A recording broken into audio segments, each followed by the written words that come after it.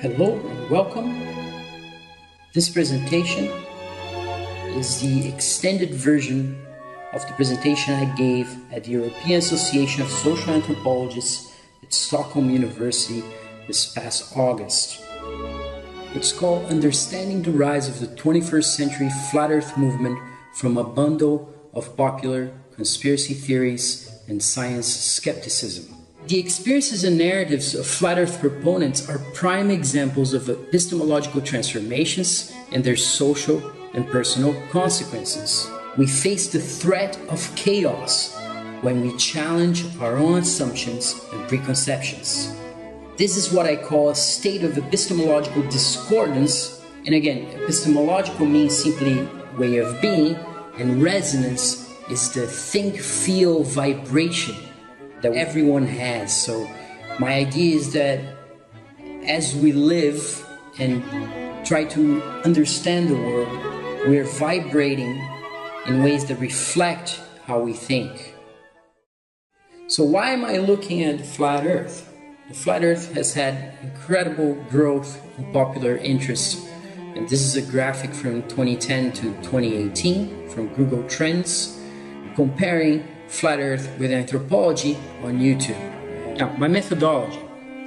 So far I recorded 20 conversations with over 38 hours. I was in Portugal and Brazil when I talked to people who are in the United States of America, Canada, United Kingdom, Spain, and Nepal.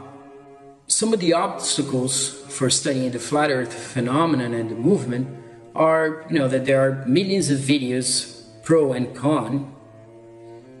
And so I decided to do this on a face-to-face online approach through Skype and Google Hangouts.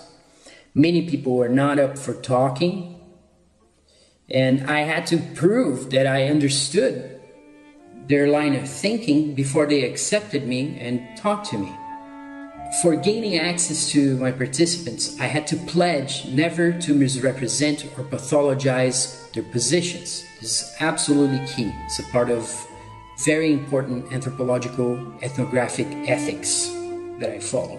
Initially, this resistance to conversations is due to the attacks that they receive on a daily basis by people who disagree with them.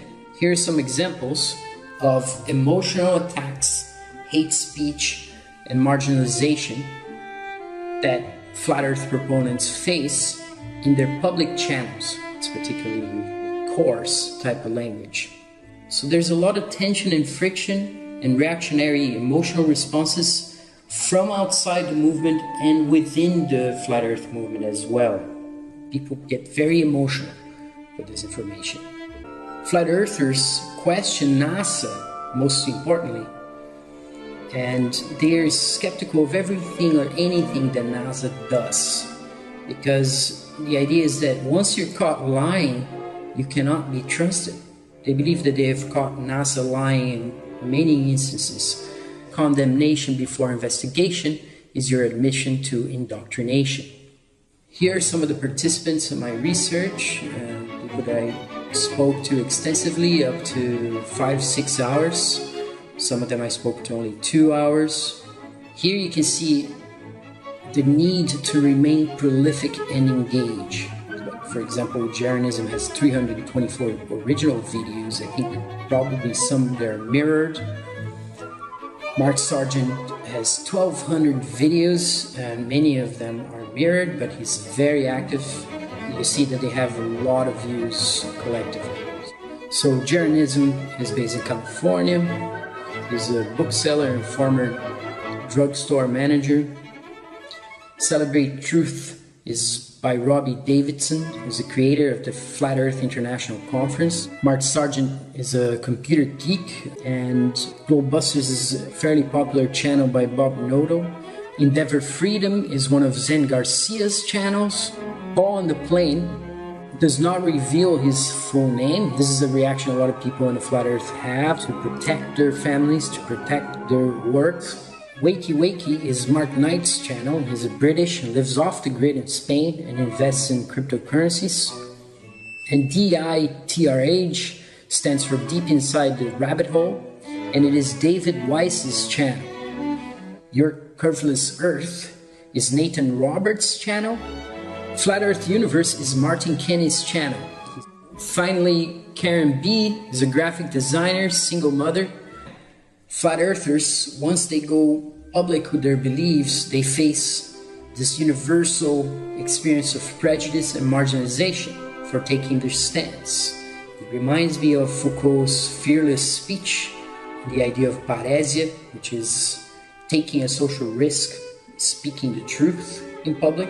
It has to do with high social costs to support flat earth information in public.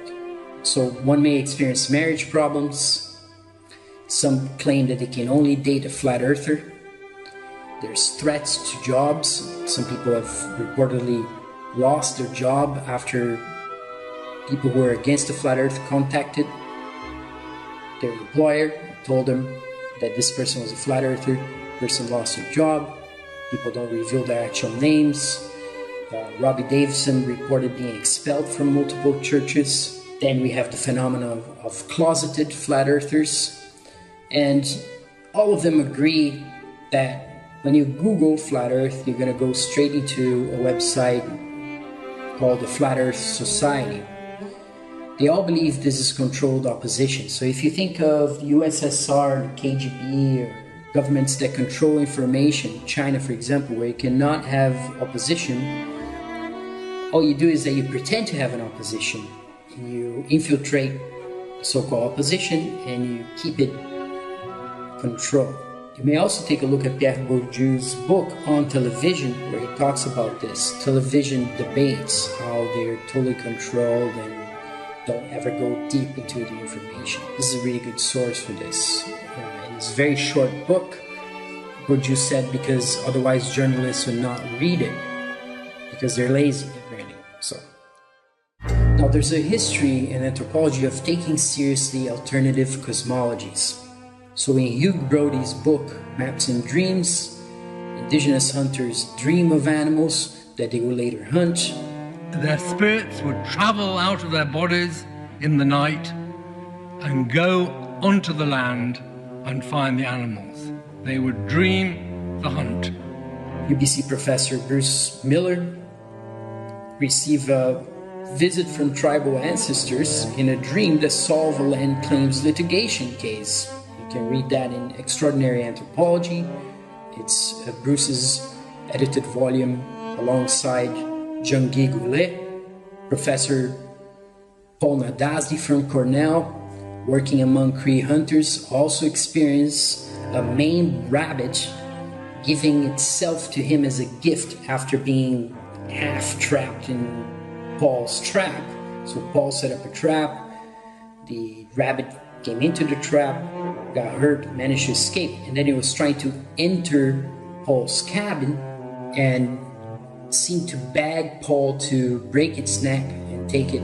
This is part of the cosmology of the Cree, that animals give themselves up to the hunter. Animals are not animals, they're persons. So they resist this language of managing and the practice of managing natural resources because these are people. Despite the ancient origin of these laws, animals continue to enforce them. They also continue to communicate with human people by speaking to them in dreams, visions, and the occasional waking encounter. Also, importantly, animals play an ongoing role in the political education of First Nation people by cultivating in them attitudes and interpersonal skills that they'll need if they're to assume their roles as fully competent adult members of a society that includes both humans and animal people. And also in the work of Julie Cruikshank, Do Glaciers Listen, we see the idea that geological features are alive and responsive, and that is taken seriously. And also, we know that in anthropology, Franz Boas did a lot of work against the scientism of his time, which was eugenics, racialized-based science, and he did so actually doing empirical research. And he was against all these evolutionary rationalities, which led in the United States to segregation, to the rise of the Nazi in Germany, the idea of a master race. And also, we shouldn't forget the Tuskegee experiment, in which the United States government funded doctors to keep poor black Americans with syphilis so they could watch them die until the 70s. And then Clinton issued an apology, right? So we know that science without reflexivity and without morality is very, very dangerous. So there are other precedents for taking seriously the flat earth, and this is the notion of the counterintuitive globe that Professor Tim Ingold looked into in his book, Being Alive, Essays on Movement, Knowledge, and Description. So he says that to grasp such a counterintuitive understanding that the earth is round like a ball and that people can live anywhere without falling off calls, it is argued, for nothing less than a complete conceptual restructuring of the child's mind, comparable to a paradigm shift in the history of science. Here he is referring to the idea that Galileo and Copernicus actually changed with their observations the whole narrative of mainstream science. Of course, we have to at least be slightly skeptical of the kinds of technologies they have at that time, because we have binoculars that are stronger than the telescopes that these guys were using, right? And yet we think that they really cracked some massive cosmological problem. This is another question that we can go back to later in another presentation. Ingold also says that he cannot relate to the globe as an environment, because whereas the globe is measured and recorded, the environment is experienced.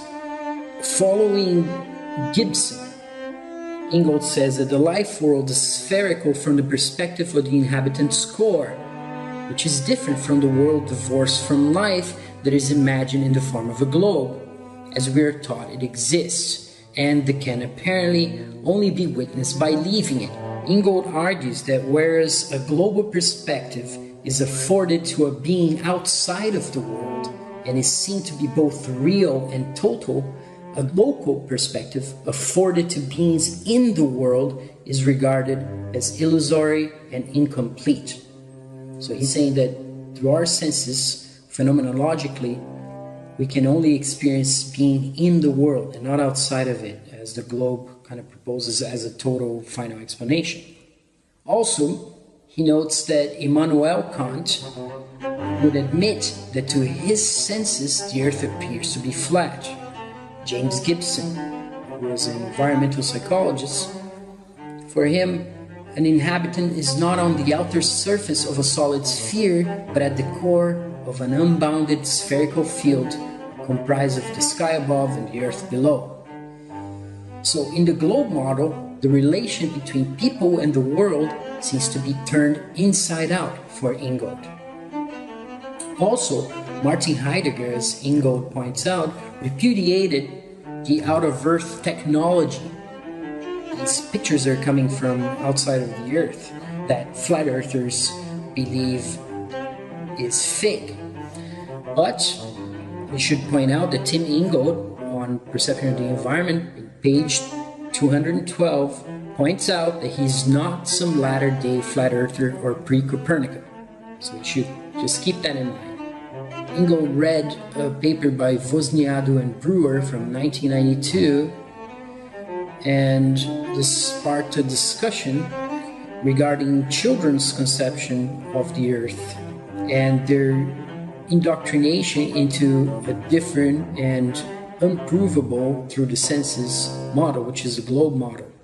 So Ingold says that children are congratulated for agreeing with what was supposed to be the scientifically correct view, which is that, contrary to intuition, people actually live all around the outside of a spherical earth. Again, this is from Hoax by the Flat Earth Podcast. This is a free book. It has a bunch of memes from flat earthers. And here they're just saying, well, look, you go up 100,000 feet and you cannot tell that there's a curvature, but you're supposed to believe that you are on a ball. This is the article that Ingold read from Cognitive Psychology, Mental Models of the Earth, a study of conceptual change in childhood by Stella Wozniacki and William Brewer. And here they're saying, they're abstract, the synthetic models, such as the hollow sphere or the flattened sphere, are generated by children as a solution to the problems arising from the inconsistency between the initial model of a flat Earth and the culturally accepted scientific model of a spherical Earth. So what's happening here is that children are going to school, they believe the world is what they see, what they feel, which is flat, stationary, but the teachers are telling them it isn't. There's people upside down in Australia, and as they get convinced by the teachers without any physical, personal, experientiable evidence, they create different models like the hollow sphere or flattened sphere. They come to understand that the Earth is a sphere only when the presuppositions that gave rise to their initial models have been reinterpreted. That's what Wozniacki and Brewer say, and this is a large paper. It's about 50 pages. In anthropological studies of shamanism, this I'm referring to a book by Mircea Eliade, where he cites Knud Rasmussen's book from 1929, describing this phenomenon of the mystical light, night and distant vision. It is as if the house in which the shaman is suddenly rises. He sees far ahead of him through mountains, exactly as if the earth were one great plain, and his eyes could reach to the end of the earth. So, in shamanic experience, Eliade's book is a great example of this. You don't have a globe earth, you don't have a ball earth, you don't have a spinning ball earth. You have something completely different. You have the tree of life in the center, you have planes of existence, and it is a very complex book. It's a large book. It is outdated because it's from the late 50s, but it's still quite a source of information. Some of it's repetitive, but it is an incredible effort by Mircea Eliade, who actually lived here where I am in Portugal. Now, flat earth proponents, they evoke the idea of common senses to mean human sense perception and link reality to direct experience. They oppose the common sense of scientism, which is conformity to the pronouncements of self-prescribed scientific authorities, in particular theoretical physicists, astronomers, and NASA. For them, questioning science and making experiments is more scientific than accepting science textbook facts at face value. Michael Herzfeld, the anthropologist, also looked at common sense, and he argues that anthropologists are looking at different kinds of common sense from all around the world. But these common senses, if you will, are culturally based, they're linguistically expressed, they're kind of like the tautologies that I talked about in the working of abductions, if you remember in the beginning of the presentation. And the flat earth common sense is incompatible with what Herzfeld calls the evolutionary assumptions of the Victorian epistemology that is held to be common sense in much of the Western world today. So there's this reflexive move in flat earth thinking. That they have to look back how you learn what you learn, how you know what you know, and start questioning those presuppositions. This is very reflexive, anthropologically speaking. That's why it makes it quite interesting as a way of thinking. So they will tell you that the reason you cannot tell the earth is spinning, it is because it's not spinning. This is again appealing to the senses. As a child with a ball, it's very interesting, very evocative. It's part of the kind of art that's been spawned by the flat earth movement since 2015 and continues to grow. They will tell you that they're conducting laser gyroscope tests, and they look at the Michelson-Morley experiment and Airy's failure experiment, supposedly prove that the earth is not spinning. Mainstream scientists would say otherwise. They have a different explanation for it. And again, if you don't do the experiment yourself, you cannot have your own conclusion. Now, what you're seeing here is a time-lapse photography of a rocket launch, and most, if not all, flat earthers do not believe that rockets are going into space. This photo is not by a flat earther, it's by somebody who documents rocket launches, and here you see that the rocket's doing a trajectory going down. It's still in view. It didn't go straight up, it went in an angle and it's coming down. So this is the rocket launch trajectory curves that they say proves that these rockets are not going into space. For flat earth researchers and NASA critics, the rocket should be going up and out of view, while for NASA believers, it is the spin of the earth that is causing the arc.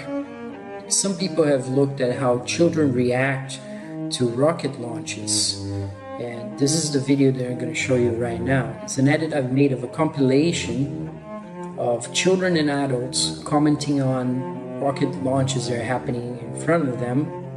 Let's take a look. Is that a plane or is it the rocket? Was that the rocket lifting off? Yep, that's it. That's a noise. I've never heard it before. It's drifting. That's bad. It's doing good so far. Is it? Is that what always happens? Does it always go like that? Yep. It looks bad to me. It's in space, or is it? Is that it? Yep, I think that's it. I'm right. Oh no, it's going down! It's going down! Peter, for Sandy, is it turning or is the earth spinning? It's not turning, the earth is spinning. That's going straight up, it's just the earth is turning, we're moving away from it. Is that what always happens? Does it always go like that? Yep. It looks bad to me. And here at the very end, you see that the rocket is obviously going down. So from the child's perspective, it is going down. It's not going into space. It looks bad to me. But the adults, of course, they are saying that the earth is spinning and causing this to happen. So flat earthers would say that if it was going into space, it should disappear from your view, going straight up and not make a turn supposedly around the earth. Another issue here is that this parable here would have to be corresponding to the curvature of the earth, and the clouds are going down in a horizon in the distance. They would have to also be respecting this curve and turning around. So these spontaneous reactions of children, and you saw before, children basically screaming, it's going down. They see it coming down, and they say it's coming down. But the adults say, they laugh and they say, no, it's just spin of the earth.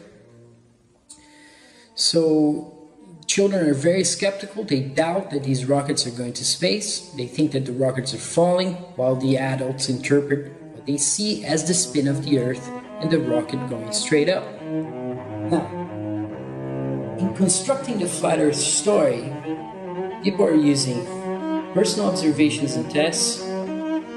They're making selective critiques of mainstream science, and they're linking various truther conspiracy narratives in different personal ways. There are various heterodox positions, so you can't just say they're all like this, or they're all stupid, or they're all... because they will tell you that they've been on the other side.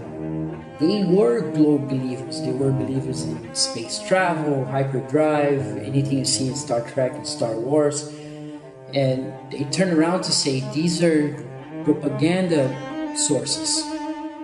Star Wars and Star Trek are there to convince you that space travel is real and to keep you trapped. And they go through a transformation which is sometimes very painful, and on the other side they feel light and free. So you see this a lot in how they explain their transformations. All of them in my sample are pro-science and anti-scientism. I don't think there's a leader or an orthodoxy in a flat earth movement. You have at the same time religious and secular flat earth believers. Many of them believe in something spiritual, a spiritual essence. Many of them believe the earth is created.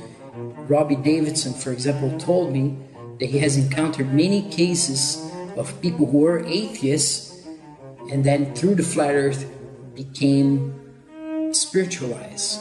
There's one flat earth proponent, this guy called Eric Dubay, an American yoga teacher based in Thailand, and he is usually repudiated for his pro-Hitler, anti-Zionism, hollow hoax or anti-Semite positions and attacks on other flat earthers as shills. Shills is this language of shaming or mistrust or distrust that exists within the flat earth movement, that people accuse each other of being. They say they're being paid by the government to be there and all sorts of other things that some people call paranoia, some people call twitchy. Most of the people in my sample, they do not agree with these extreme views of Eric Dubay. And some actually lamented the fact that Dubay did not keep them out of the flat earth discussion. So next I will consider a selection of converging narratives that I called in this abstract for this conference presentation, a conspiracy bundle. And later some examples and what the flat earth proponents consider to be evidence.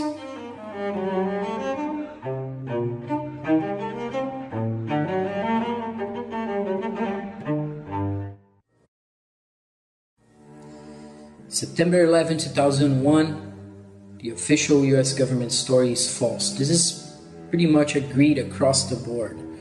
Some people think they shouldn't be brought into the flat earth discussion because the shape of the earth has nothing to do with these other conspiracy theories necessarily, but for many flat earth proponents, one of their early awakening moments had to do with realizing that September 11, 2001, the official story was not real. They believe that the mass media is controlled. There are scholarly sources for this, and Manufacturing Consent, for example, from 1988, by Edward S. Herman and Noam Chomsky, talks about editorial bias, the switch between anti-communism into the war of terror, and the buying off of all the media companies. It's a classic book. One of my participants claimed that he was working for AMAC, which is a contractor, and that AMAC were involved in fitting the World Trade Center towers with explosives. He had a contract, he says.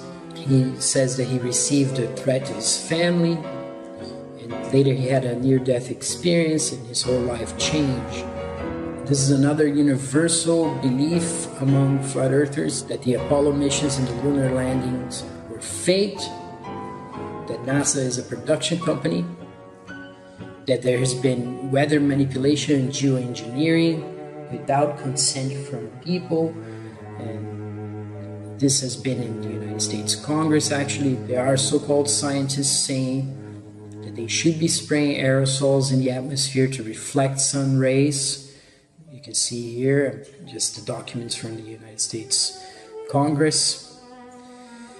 Many flat earthers are against the idea of aliens. They think it is something concocted by the government to keep people afraid. They also do not believe that there is an outer space in the way it's being told by, say, Carl Sagan or Neil deGrasse Tyson or Michio Kaku. They do not believe in ancient aliens, but some of them think that extraterrestrials are in lands beyond the Earth, but on the same plane as the Earth.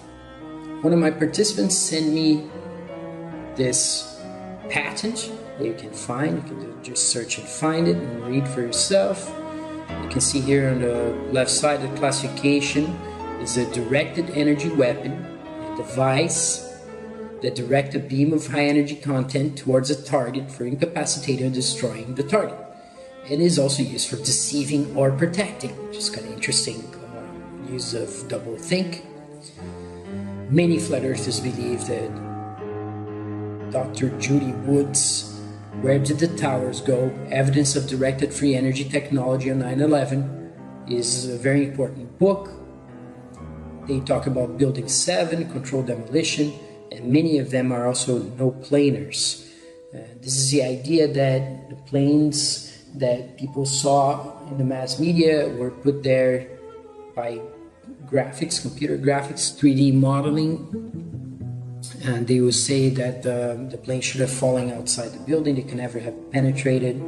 And one particular piece of data that they show, it's from a helicopter in the distance. It zooms into the building, the plane comes in, the building explodes, and then the plane comes out the other side of the building.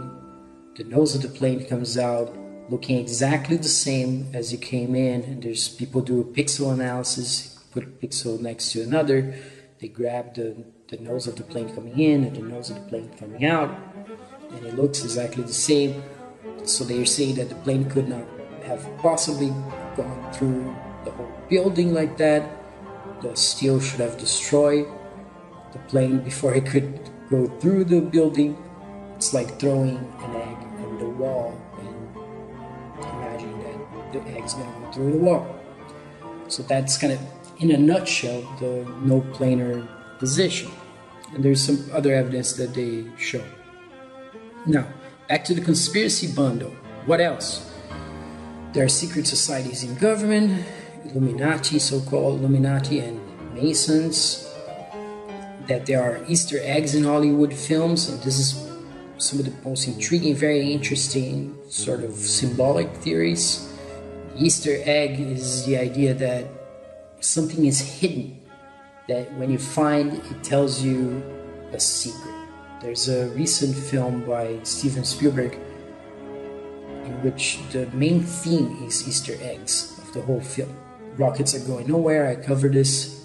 Von Braun was a Nazi. He was responsible for deaths of many people in a death camp where he produced a rocket that was then launched into London in Belgium. And then he was taken by the United States, promoted by Disney, and he was pardoned or forgiven because he sent humans to the moon, supposedly.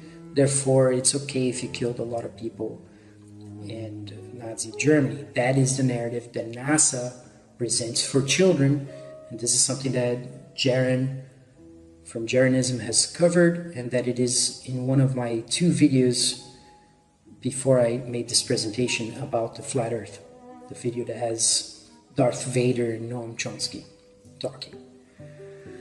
Now, SpaceX is fake, they say, including the orbiting Tesla car. We're going to look into some of that. The Cold War was simply a 1984 style script to control the population with fear of a boogeyman. Now that has been transferred to terrorists.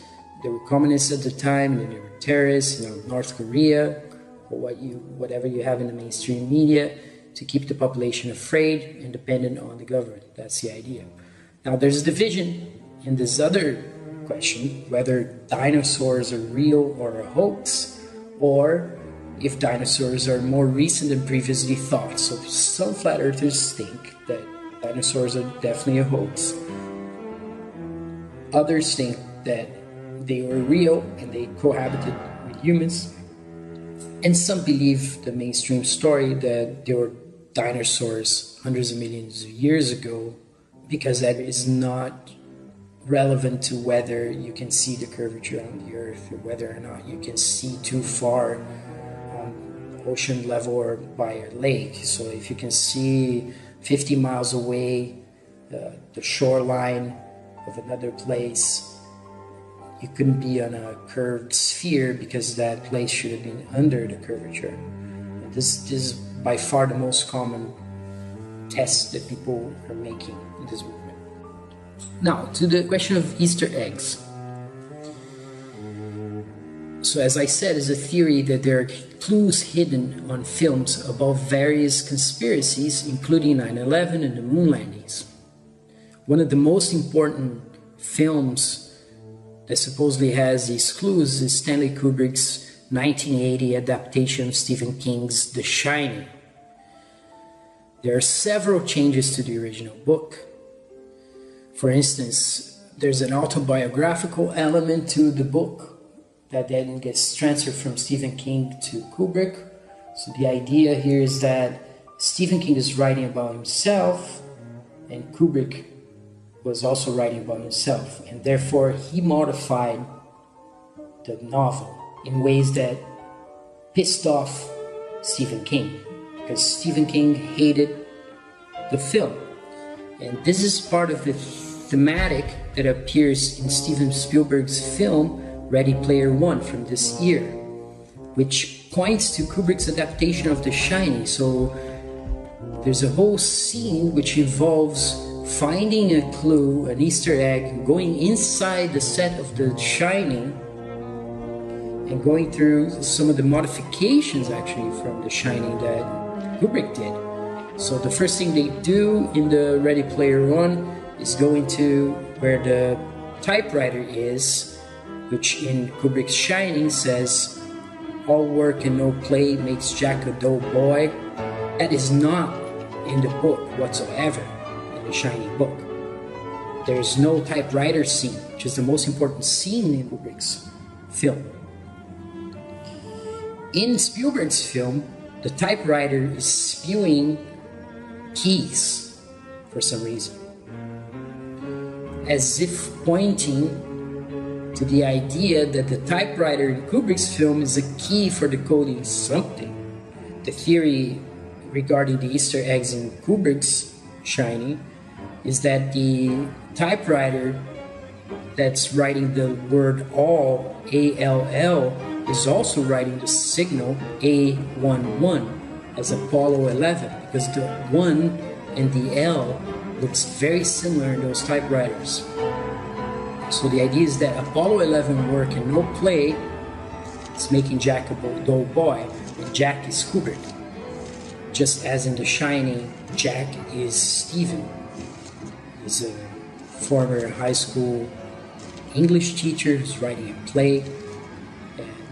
Stephen King has admitted to this being autobiographical, but in The Shining book, Jack is writing a play and is developing that play through the book.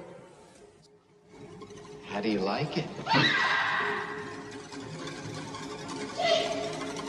In Steven Spielberg's film, you also see room 237. In Stephen King's novel, there is no room 237. The room has a different number.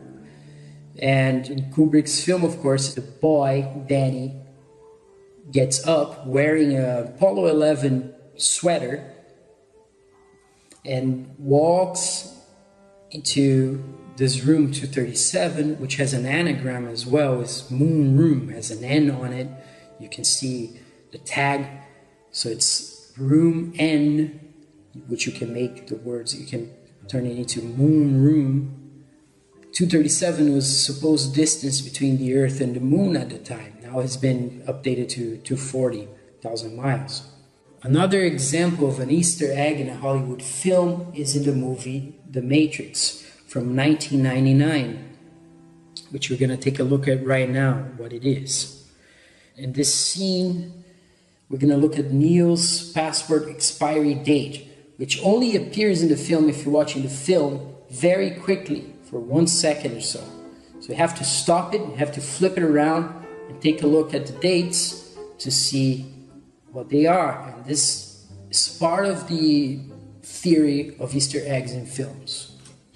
You have a social security number, you pay your taxes, and you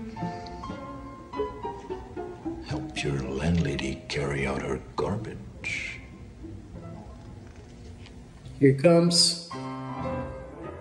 You take a look. It is September 11th, 2001. That's the expiry date of his passport. Of course, the connection that the Easter egg theory would make is that, yeah, travel became much more difficult after the events of September 11, 2001. But this film is from 1999. So the idea here is that somebody had foreknowledge of the events of 9/11 and managed to put them inside this film. Ready Player One, this is another example of an Easter egg. In the left, you have the pentagram in the poster by the band Rush, and the numbers there, you get 33, which is 33rd degree Masonic number. The Easter eggers here would also look at the Saturn, being a cult of Saturn that seems to appear everywhere in so-called Illuminati-controlled images. And on the dartboard, you see that one shadow is falling on the 9 from the dart, and another is falling on the 11, perhaps symbolizing the two planes for 9/11. And the dartboard is similar to the United Nations symbol that's also divided in 33 parts, if you count the center. 4 times 8 plus 1, 33, which is, for many flat earthers, the map of the actual Earth, with this wreath that's around it. Supposedly symbolizes the Antarctica, which is a place that nobody can really go nor cross, and that will be the outer limit of the flat Earth. And there's also no consensus on this. So a lot of people in the flat Earth movement do not believe that the Antarctic is this barrier. Some do. It is more controversy. Here's another meme from the Hoax book by the Flat Earth podcast, and they're saying that NASA makes these productions, seem very excited about everything they do, and people believe it because it's part of their national identity. And NASA has a budget of $50+ million per day, which is part of the motivation.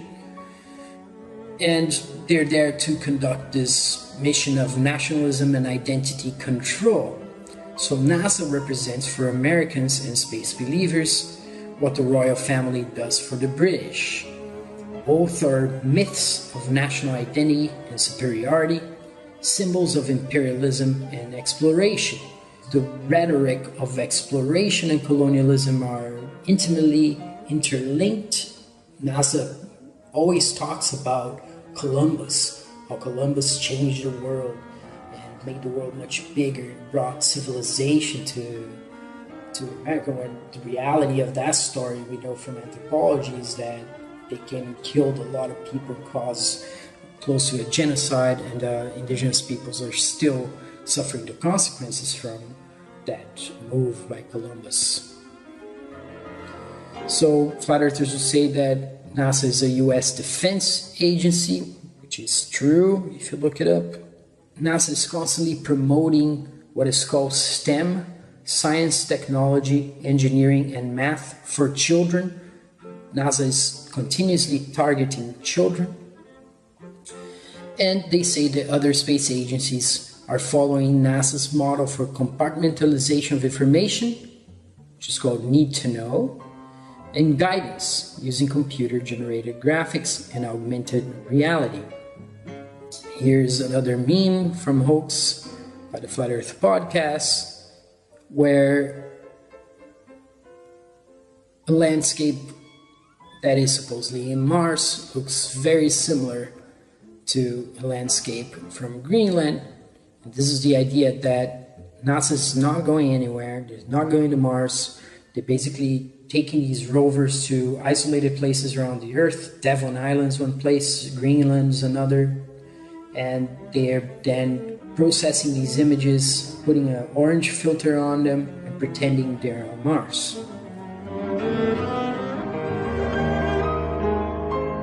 Now, lunar landing skepticism has been booming, according to this ITV program, in which Martin Kenny, one of my participants, participated.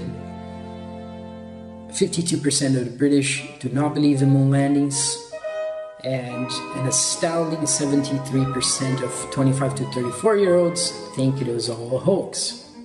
Russia Today reported that 57% of Russians do not believe in the moon missions. Now we're going to see why many flat earthers do not believe the moon landings. I would say most of them. You can also look at Paul on the Plains Thinking Space series to see how he constructs that case. Here, what you're seeing is the lunar lander. If you zoom it up, you can go find a photo from NASA. They're saying that if you look it up very closely, this thing couldn't possibly resist the pressures that you're supposed to be holding against in the vacuum. It seems to be not very well made or sturdy enough for resisting these pressures. And flat earthers would make a comparison with submarines and the ISS, for example, that submarines do not have components on the outside, whereas the International Space Station has astronauts going outside and turning boats, and the suits the astronauts are using are tested under the water and then taken to space, which for the flat earthers doesn't make any sense. Water, you have an external pressure, and in a vacuum space you have the opposite. You have something sucking you out. They will tell you that the only experiment of a human in a vacuum chamber almost killed this person, made their saliva boil. So why don't they believe in the lunar landings? Here's another meme from Hoax by the Flat Earth Podcast. And they're now turning to ridiculing people who believe in NASA. They're saying if you're not feeling very smart, remember that your friends and family believe this trash can landed on the moon. And now I'm going to show you the Apollo 16 takeoff and what flat earthers and people who are skeptical that NASA went to the moon will point out as evidence for fakery. First, this is the raw footage that we see. Okay, here they can show you, for instance, that there's kind of a pull to the right, that there are probably 3 or more cables pulling this up, and that here there's a wink to the right. Of course, they question how by remote control this camera is moving up. It's another question. Now is another view. Here is to show what believed to be the wire, a nylon wire reflecting the light from the studio into a prism and being pulled so that it reveals this line here. You see, again, it is aligned with the rise of the lunar module. It's strange because as the explosion happens in the bottom, this line is going up, and what could be going up like this? It has to be something going up. It's also coming from behind the ship. And there's another couple of lines that you can see here and here. This is one, this is another, in addition to this line that comes up here. Now, there's not only this is a problem here. These are the panels that you saw in the previous picture. And as the explosion happens, they seem to explode and start flapping. There. So this is the explosion that sends the machine up. And now the panels are flapping. Okay? Here's how it happens. You can see as many times as you want. So some people say that this is exactly how it's supposed to happen on the moon. I mean, they haven't been on the moon, but they know for sure. It fits the equations, it fits everything. It looks very real for them. They saw it on TV. So it looks real. And flat earthers and many people who are skeptical, now the majority of people who are skeptical that these landings on the moon took place, they'll tell you that these panels have been blown by the explosion in whatever. This is a model. Or whatever it is inside the studio. Right, so this is the kind of evidence that we're talking about. Nobody was there, but we know. Now, Elon Musk is another person that no flat earther takes seriously. Here he's being asked, what did Falcon Heavy teach you? And then later he's going to say something which seems very close to doublethink logic from 1984, straight out of 1984. He says, you can tell it's real because it looks so fake. And there's this concept in 1984, prolifeed, feeding the proletariat, which is a newspeak term that means that there's entertainment being tossed into the masses to keep them controlled and mild and subjected to authority. This seems to be pointing into that direction. Let's see what he says. Falcon Heavy teach you? Teaches, I guess, told me like crazy things can come true. Like, cause he said like, I didn't really think this would work.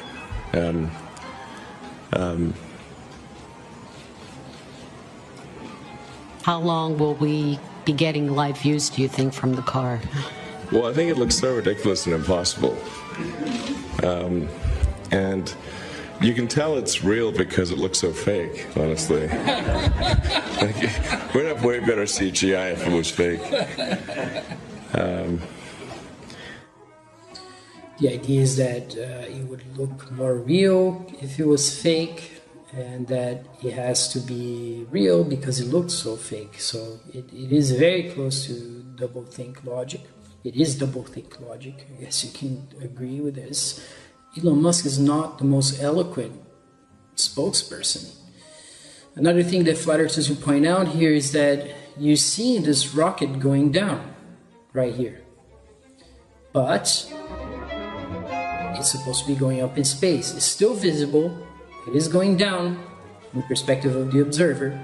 It wasn't here. Here it seemed to be going up. There's an arch. Obviously they cut this. But even in this small time, you can see it turning down. And then you get a different perspective on it. And it's definitely going down from the observer's perspective. But it's supposed to be going into space. And if you watch these launches, you're going to see that when it starts coming down and getting out of view, then you get a CGI animation that shows what the rocket's supposed to be doing. There's a realist position against these space missions in Elon Musk and SpaceX and NASA that says we have so many social problems in the world. People cannot barely have water to drink. People are starving. People are dying. And still these guys are sending cars into space. They're looking for water on Mars. But what about people here on the Earth? To finish, I'd like to say that the framework of conspiracy and pseudoscience is derogatory. These are derogatory terms. They're meant to silence critiques, dissent to orthodox positions, and interpretive diversity. Conspiracy simply means breathing together, denoting plans for action held in secret. Most capitalist companies operate this way, which is the basis for non-disclosure agreements. In antiquity, you have the great work by Cicero in Catilinam, which is about a conspiracy to kill him. And it is a genius work that actually shows how Catilina's conspiracy was discovered through census, signs that one could read in the population and one could feel. So that's a work I highly recommend in Latin from the great author Cicero, who got his head cut off and his hands cut off and sent to the Senate in Rome. Of course, those who claim for themselves the authority to ascribe to others the pseudoscience label are not reflexive nor humble regarding their own claims to objectivity and truth. Indigenous cosmologies have also received the pseudoscience label, which should make a lot of social and cultural anthropologists skeptical, but very few social and cultural anthropologists have actually had the courage or the depth of thinking to deconstruct the mainstream narrative that starts with Copernicus and Galileo and Newton. They basically accept that as part of their belief in the science apparatus, this naturalistic sort of science. Even though many of them are skeptical of Darwinian theory, because we know that eugenics and racism came out of Darwinian ways of thinking, and it still has an effect on minorities and other populations.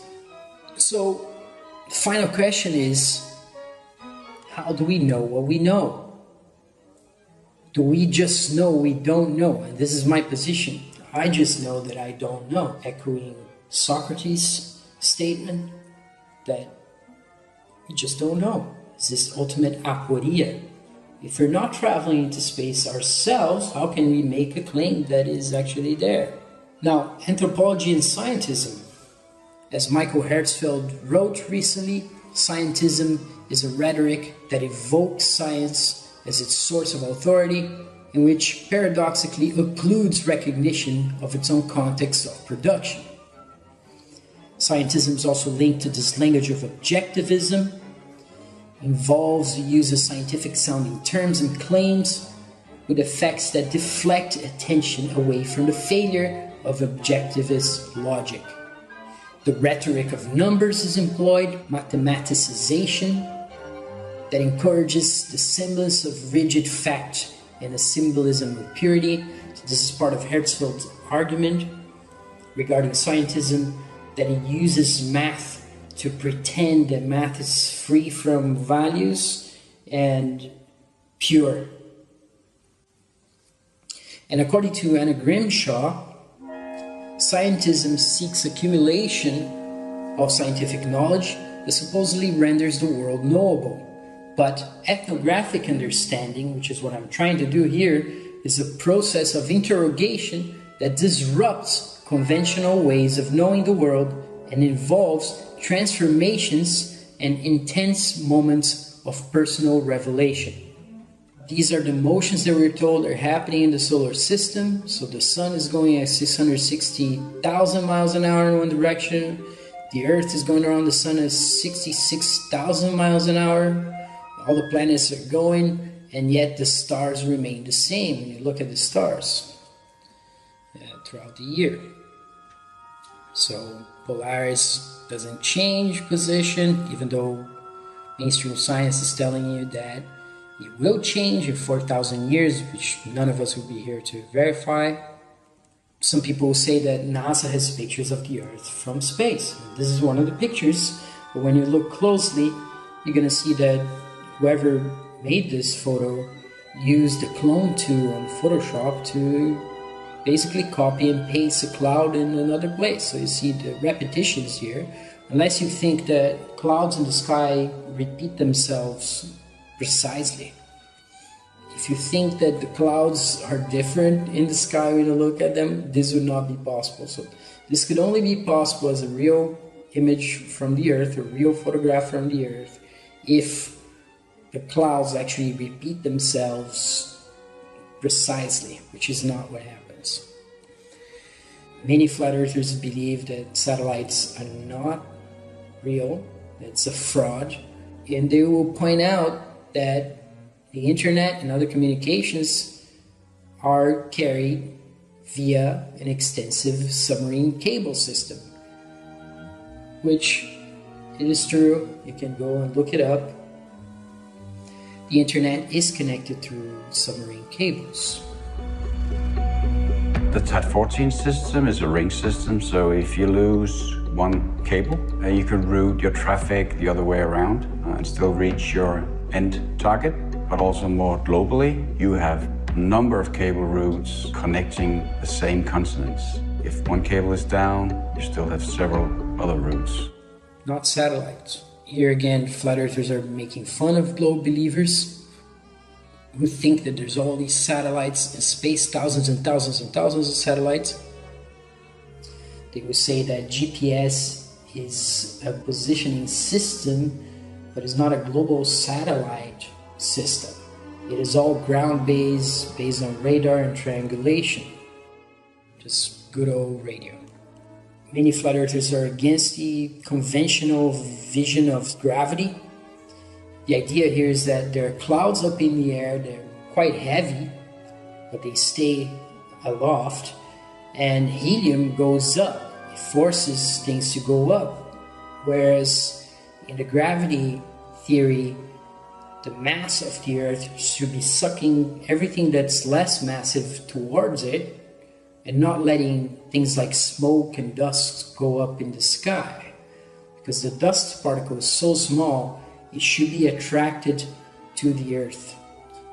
And for them, the fact that it's not points to the idea that there's an up and a down, and lightness makes you go up and heaviness makes you go down.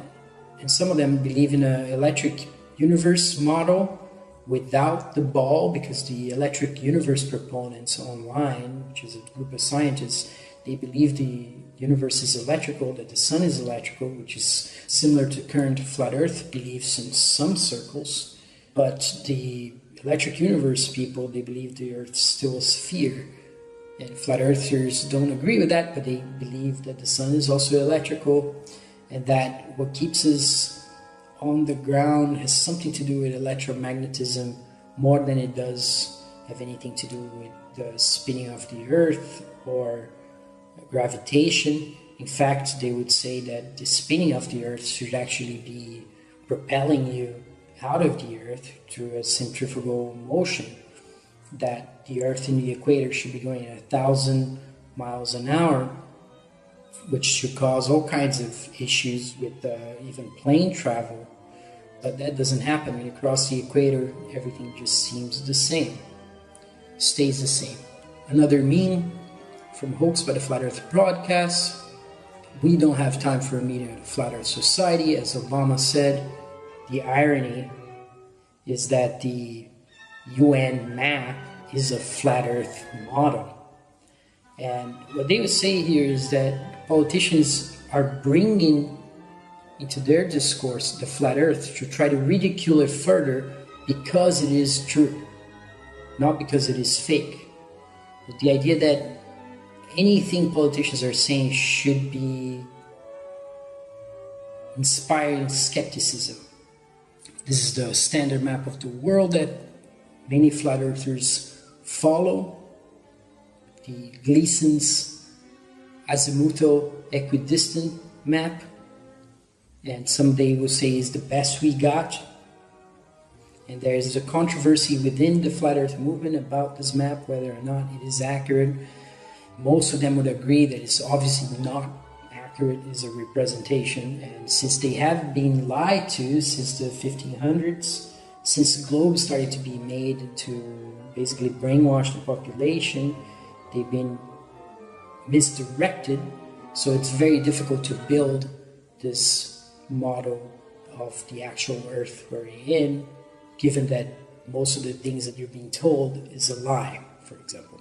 This is an interesting map that Mercator created out of some stories from the medieval period regarding the North Pole. And you can read his letter to John Dee. You see the 4 indrawing currents of the north and the so-called Mount Meru in the center, which you see in the Vedic cosmology. It's supposed to be a magnetic mountain. It's around this pole that the sun and the moon are turning, according to mainstream flat earth position, if there could be such a thing.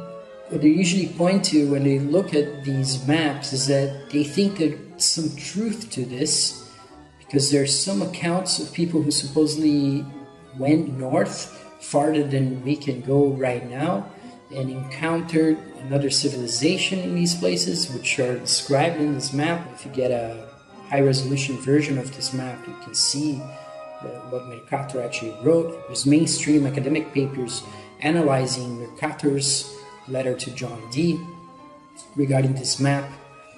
And the idea here is that this information that led to this map is now hidden from us, and we think we have an ice cap that's melting. When you look at Google Earth, for example, what you see is this. That is in the North Pole. This is obviously not a photograph, because unless you think the land can be divided in those sections right there, you don't see any of the caps. So flat earthers would tell you that this is probably concocted, and this is the North Pole. You can see the coordinates in the bottom. It's 89 by 87, so pretty close to the North Pole where the cursor would be. And if you click on that little ball there in the center, it tells you that the ice caps are melting. It points you to some research regarding this. Flat earthers would tell you that there's no circumnavigation or flights that go over the North Pole and the South Pole. NASA would tell you that they have satellites that do this, but the images you get when you look at it don't look real. This doesn't look like an actual photograph. And the same is true of the South Pole. This is what you see when you go to Google Earth in the South Pole. There's a white ball and some stripes that just look computer generated. It's not a photograph. A lot of Antarctica seems to be like this, very fuzzy, and which shouldn't be the case if you had all this technology pointing to it. So that gives credence to some of the theories that people are skeptical of mainstream science, including flat earthers, have been proposing in the last 3 or 4 years, that led to a dramatic increase in their numbers and what I called science skepticism. Nietzsche, William James, and Wittgenstein were all against scientism of their time. Very recently, in the last 4 or 5 years, there have been many works published among philosophers and theologians and anthropologists looking at scientism as a philosophy. One work I can point you to is Rachel Christie's 2018 PhD thesis that deals with Nietzsche and William James's reactions to scientism at their time. So thank you very much, and next time we're going to look at what my participants have been saying from our conversations. Conversations are sometimes very long, up to 3 hours, so I'm going to do the work of cutting them down for proper consumption. So thank you very much.